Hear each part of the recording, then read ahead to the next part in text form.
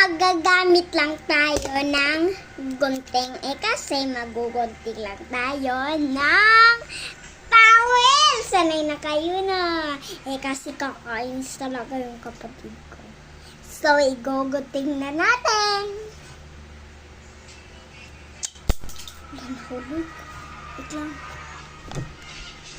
Wait lang guys, 1 minute lang. Kasi isa lang yung kinuha ko. Hey, ganda lang!